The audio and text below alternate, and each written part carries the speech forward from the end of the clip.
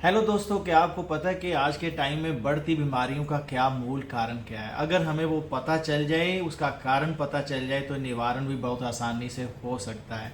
तो आज से मैं आपको कुछ ऐसी वीडियोस एजुकेशन पर्पस के लिए देने जा रहा हूं जिससे आपको उन सब कारणों का पता चले, स्पेशली शुगर के बारे में। जैसा आप सबको पता है कि आज के टाइम में जो शुगर है वो अपने इंडिया में कैपिटल बनता जा रहा है। शुगर का जो रोग है, आज 10 में से 3 लोगों को शुगर की परेशानी है। 50% लोगों को उसके लक्षणों के बारे में ज़्यादा पता नहीं है और ये साइलेंट किलर की तरह हमें बहुत सारियां कॉम्प्लिकेशन देकर हमें मरने तो नहीं देता, लेकिन चैन से रहने भी नहीं देता। तो आज जो मैं आपको वीडियो में बताने जा रहा हूँ, इसके बाद रेगुलरली आपको जो है इसके बारे में एजुकेशन देने का प्रयास करूँगा, क्योंकि ये बीमारी ऐसी है जिसमें मेडिसिन से ज़्यादा एजुकेशन की ज़रूरत है। तो आज की वीडियो में हम बात करेंगे कि डायबिटीज़ क्या है, इसका 1 और टाइप 2 में अंतर क्या है, दूसरा इसका रूट रीज़न क्या है, क्या उस रीजन के ऊपर हम बीमारी होने से पहले भी पता चल सकता है, अगर पता चल सकता है तो कौन सा टेस्ट कब करवाना चाहिए, इस सारी इंफॉर्मेशन के साथ आज मैं आपके पास आया हूं। तो मैं डॉक्टर प्रेम गोयल भुवनेश क्लिनिक श्री गंगानगर राजस्थान से हूं। पिछले 36 साल से मैं जनरल प्रैक्टिस कर रहा हूं। 2023 से लोगों को डायबिटीज रिवर्सल के लिए गाइड कर रहा हूं कि किस किस एंगल पे आपको क्या काम करना है, जो हर किसी के लिए डिफरेंट होगा और हो सकता है। उसके लिए कोई डेफिनेट डाइट प्लान नहीं है, कोई ऐसा कोई फार्मूला नहीं है जो सभी को दिया जा सके, लेकिन मैं काफी हद तक कोशिश करूंगा कि सिंपल भाषा में सभी को पता चले कि मेरी बीमारी का क्या कारण हो सकता है। तो सबसे पहले शुरू करते हैं, डायबिटीज क्या है। अगर आप भी ये सोच रहे हैं कि ब्लड में शुगर का लेवल बढ़ना शुगर की बीमारी कहलाता है, तो आप गलत हैं। इसको आप अंत तक देखना, आपको पता चलेगा। चलो इसको बताने से पहले एक प्रक्रिया देखते हैं कि हम लोग जब खाना खाते हैं, खाना हमारे पेट में जाता है, जो खाने में कार्बोहाइड्रेट पार्ट होता है वो डाइजेस्ट होकर ग्लूकोज बनता है। ग्लूकोज इसी से ही हमारी बॉडी का हर सेल जो है एनर्जी पैदा करता है और सारे काम लेता है। लेकिन यहां पर एक ट्विस्ट क्या है कि ब्लड से सीधा ग्लूकोज बॉडी के सेल में नहीं जा सकता। उसके लिए एक चाबी की आवश्यकता होती है, जो हर सेल के ऊपर जो ताला लगा हुआ है उसको खोलने के लिए, ताकि ग्लूकोज जो है वो हर सेल में एंटर कर सके। उस चाबी का नाम है इंसुलिन। अगर इंसुलिन आएगा तो उस लॉक को खोलेगा और जो ग्लूकोज है वो एंटर कर जाएगा और बॉडी में एनर्जी पैदा होगी। प्रॉब्लम जब तब से शुरू हुई जब हमारे खाने में जरूरत से ज्यादा और अल्ट्रा रिफाइंड जो है कार्बोहाइड्रेट्स शामिल हो गए, जिसकी वजह से शुगर जरूरत से ज्यादा और बार बार होने लगी। जितनी शुगर बढ़ती गई उसको एंटर करवाने के लिए चाबी भी उतनी बढ़ती गई, इंसुलिन बढ़ती गई। अब इंसुलिन जैसे ज्यादा हो रही है तो जो शुगर है वो सेल्स में एंटर कर रही है।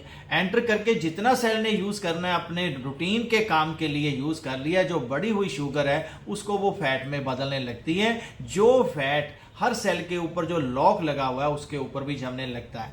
तो नतीजा क्या होता है कि चाबी तो आ रही है, इंसुलिन तो आ रही है, लेकिन फैट जमा होने की वजह से वो उस लॉक के ऊपर काम नहीं कर रही। इसी को इंसुलिन रेजिस्टेंस कहते हैं।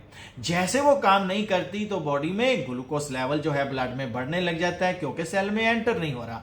जैसे ब्लड शुगर लेवल बढ़ता है, पैंक्रियास को मैसेज मिलता है कि भी बहुत ज्यादा इंसुलिन की जरूरत है। वो इंसुलिन पहले से ज्यादा पैदा करता है।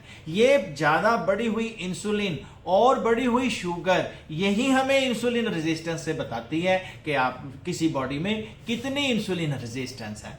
जितनी ज्यादा इंसुलिन रेजिस्टेंस है उतने ही हमारे जो ब्लड शुगर लेवल है वो बढ़ सकते हैं। चलो अब इसके बात करते हैं कि इंसुलिन रेजिस्टेंस को कैसे मेजर करते हैं। अगर आप टेस्ट करवाते हैं शुगर के लिए, सपोज करो आपने सोचा कि फास्टिंग और खाना खाने के बाद ब्लड शुगर चेक करवाएं, ताकि हमें पता चल जाए क्या हमें शुगर है या नहीं है। ये रिपोर्ट्स नॉर्मल आ सकती हैं, लेकिन उससे 5 या 10 साल पहले जो मैं टेस्ट बताने जा रहा हूं जिससे इंसुलिन रेजिस्टेंस का पता चलता है, वो आपको इन आने वाली सब परेशानियों के बारे में बता सकती है। खाली पेट फास्टिंग शुगर और फास्टिंग इंसुलिन का टेस्ट करवाना, अगर दिन दोनों को मल्टीप्लाई करने के बाद इनको 405 से डिवाइड कर लिया जाए तो इंसुलिन रेजिस्टेंस की रीडिंग हमारे पास आ जाती है। नॉर्मली ये 1.5 से कम होनी चाहिए, 2.5 से अगर ज्यादा होती है तो इंसुलिन रेजिस्टेंस हो जाती है। और जितना जितना ये नंबर बढ़ता है इंसुलिन रेजिस्टेंस बढ़ती जा रही है, वो बॉडी में बढ़ने का सब कुछ पता चल जाता है। अब क्या है कि जब इंसुलिन रेजिस्टेंस हो गई तो हमें और हमारी बॉडी में क्या लक्षण आते हैं, अब उसके बारे में बात करते हैं कि कौन से लक्षण होते हैं। पेशेंट को जब भी भूख लगेगी तब उसको गुस्सा आएगा, बार बार शुगर की क्रेविंग होगी, जो पेट के ऊपर फैट जमा हो जाएगा, जो अपनी गर्दन है, कोहनियाँ है, इसके नीचे जो स्किन है उसकी डार्कनिंग होनी शुरू हो जाएगी।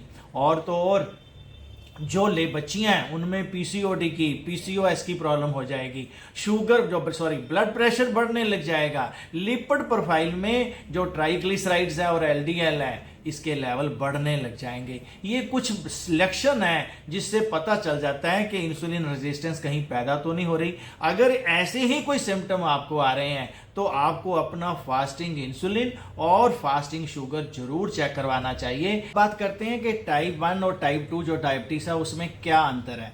जैसे मैंने आपको बताया कि जो ग्लूकोज है उसको ब्लड सेल में एंटर होने के लिए चाबी की जरूरत पड़ती है इंसुलिन की। मान लो चाबी हमारे पास ना हो तो क्या वो लॉक खुल सकता है? बिल्कुल नहीं। या जैसे मैंने अभी आपको बताया था कि टाइप 2 में वो ज़्यादा फैट जो है लॉक के ऊपर जमा होने के बाद चाबी चाहे आ रही है लेकिन वो अपना काम नहीं कर रही। यही डिफरेंस है टाइप 1 और टाइप 2 में। टाइप 1 ये वीडियो आपको कैसे लगी? ऐसी वीडियो मैं आपको और लेके आता रहूंगा। अगर अच्छी लगी तो लाइक जरूर करना, कमेंट करना, इस वीडियो को शेयर जरूर करना, क्योंकि